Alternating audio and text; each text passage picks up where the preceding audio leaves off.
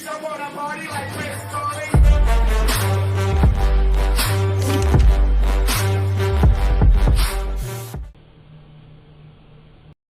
you know that if gravity were slightly more powerful, the universe would collapse into a ball?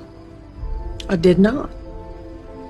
Also, if gravity were slightly less powerful, the universe would fly apart and there'd be no stars or planets. Where are you going with this, Sheldon? It's just that gravity is precisely as strong as it needs to be. And if the ratio of the electromagnetic force to the strong force wasn't 1%, life wouldn't exist. What are the odds that would happen all by itself? Why are you trying to convince me to believe in God? You don't believe in God. I don't, but the precision of the universe at least makes it logical to conclude there's a creator.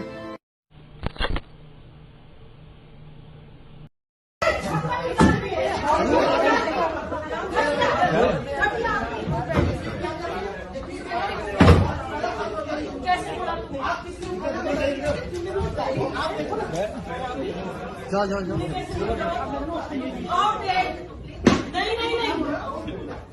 इस्लाम का इन हरामियों को मैं औकात दिखाऊंगा चल निकल यहाँ से तू निकल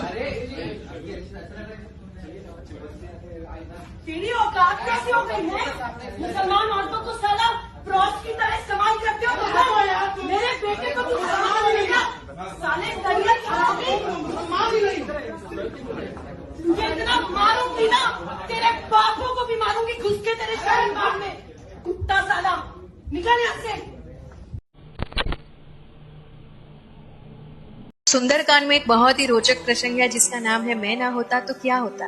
अशोक वाटिका में जब क्रोध में आकर रावण सीता माता को मारने के लिए बढ़ा तब हनुमान जी का मन कर रहा था कि उससे उसी की तलवार छीनकर उसका गला काट लूं, लेकिन उन्हें ये नहीं करना पड़ा क्योंकि उससे पहले मंदोदरी ने रावण का हाथ पकड़कर उसे रोक लिया और तब हनुमान जी को एहसास हुआ कि ईश्वर को जो काम जिससे लेना होता है उसी से लेते हैं। अगर मैं आगे बढ़ जाता तो मुझे भ्रम हो जाता कि मैं ना होता तो क्या होता। इसी तरह त्रिजटा ने भी कहा था कि मैंने स्वप्न में देखा है कि एक बंदर आएगा और वो लंका को जलाएगा। तभी हनुमान जी ने सोचा कि प्रभु ने मुझे तो लंका जलाने को कहा ही नहीं, लेकिन रावण ने खुद ही अपने सैनिकों से कह दिया कि इस बंदर की पूंछ पर कपड़ा बांधकर घी डालकर आग लगा दो। तब उन्हें समझ में आया कि प्रभु श्री राम तो जब अपना काम रावण से भी करवा सकते हैं तो मैं क्या चीज हूँ।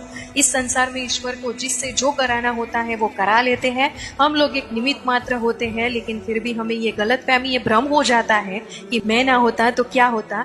याद रखें, हम ना श्रेष्ठ है ना हम खास है, हम बस उस ईश्वर के एक दास है। जय श्री राम, जय हनुमान। कह रही हूँ कि जन्नत है या कोठा है और बड़ा तेजी है इन लोगों को भैया। कुछ कुछ मौलाना तो यहाँ तक कह देते कि ऊपर भी बच्चा होगा लेकिन लेबर पेन नहीं होगा। आपको अगर चाहिए होगा अंबर तो मैं वो आपको वीडियो क्लिप भेज दूंगी, आप सुनिए। उसने कहा है कि उन 72 हूरों से मैं खुदा की कसम आपको मैं वीडियो क्लिप भेज दूंगी आपको।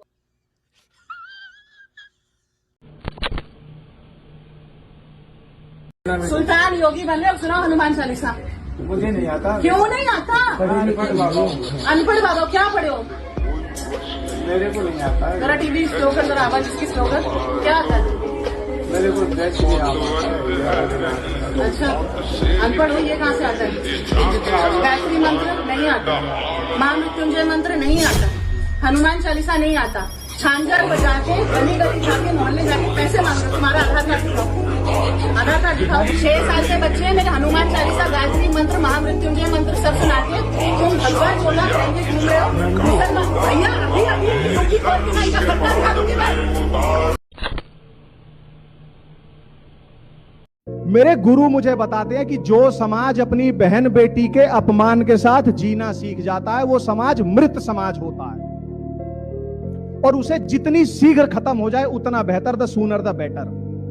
और दुख इस बात का है कि आज की डेट में कहीं ना कहीं हिंदू समाज अपनी बहन बेटी के अपमान के साथ जीना सीख गया है।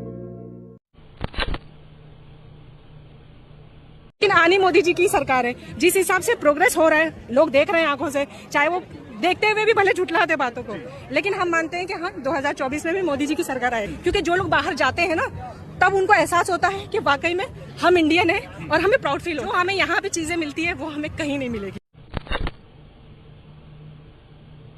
16 मई 2014 को चुनाव परिणाम आए और मोदी जी के नेतृत्व में हमें स्पष्ट बहुमत मिला।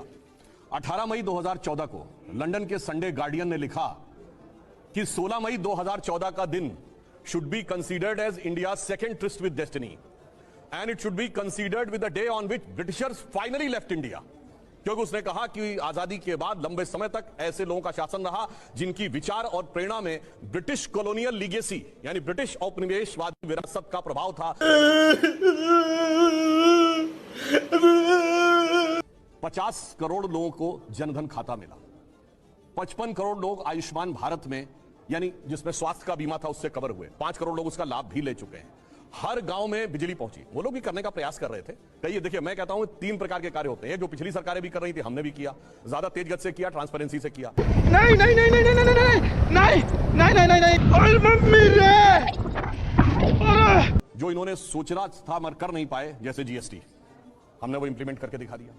तीसरी कुछ ऐसी चीजें हैं जो ये सोच भी नहीं पाए होंगे, जैसे सोलर एनर्जी में भारत बहुत आगे बढ़ा, वो तो एक अलग बात है, मगर एक इंटरनेशनल सोलर अलायंस बनेगा और उसका केंद्र भारत में होगा, यानी हम विश्व में सौर ऊर्जा के नेता बन के उभरेंगे, ये किसी को समझ में नहीं आया होगा। यह बदलाव हमारे टाइम में आया। प्रति व्यक्ति आय 86,000 रुपए थी, अब 1,82,000 रुपए हो गई, यानी डबल हो गई। 5वीं बड़ी अर्थव्यवस्था बन गए। मोबाइल मैन्युफैक्चरिंग में 2nd नंबर की दुनिया में देश बन गए। कार मैन्युफैक्चरिंग में भी 3रे नंबर के देश बन गए। सौर ऊर्जा में हम बहुत आगे निकल गए। और बाद में कहूं क्या बदलाव आया, आज श्री राम जन्मभूमि का उभरता हुआ मंदिर देखिए, महाकाल का कॉरिडोर देखिए, काशी विश्वनाथ का कॉरिडोर देखिए, और इतना ही नहीं, उभरता हुआ भारत की शक्ति का प्रतीक नया संसद भवन देखिए। तो यह बदलाव आया। दरअसल ये बात 1998 की, जब यूपी पुलिस को पता चला कि अयोध्या में 30 किलो आरडीएक्स पहुंचाया गया है, जिसके बाद बॉम्ब स्क्वाड और पुलिस की टीम उस आरडीएक्स को ढूंढने के लिए अयोध्या पहुंच गई। लेकिन उस बॉम्ब डिस्पोजल क्रू में से एक बंदा था जिसने अयोध्या के हनुमानगढ़ी मंदिर जाकर पानी की टंकी में टाइम बॉम्ब रख दिया था। पुलिस ने उसे पकड़ तो लिया और जब उससे पूछताछ की तो पता चला कि बॉम्ब फटने में सिर्फ 1 ही मिनट बचा है, और जब कुछ ही सेकंड रह गए थे तो पुलिस ने देखा कि पानी की टंकी के पास एक छोटा सा बंदा पैरों को काट रहा था। पुलिस को शक हुआ कि शायद बॉम्ब टंकी के अंदर ही। जब खोला तो पता चला कि बॉम्ब ऑलरेडी डिफ्यूज हो चुका है, उसे फटने में सिर्फ 3 ही सेकंड बचे थे। ये है भगवान श्री कृष्ण। इंडिया में इनका नाम सभी ने सुना होगा, लेकिन भगवान आमुन का नहीं सुना होगा। ये है कृष्ण जी के NRI वर्जन। सदियों पहले ये थे इजिप्ट के सबसे मेन भगवान। भगवान आमुन को इजिप्शियन में YMN से डिनोट किया जाता है और इसे प्रोनाउंस किया जाता है यमुनु या यामुन। कुछ सिमिलैरिटी लगी।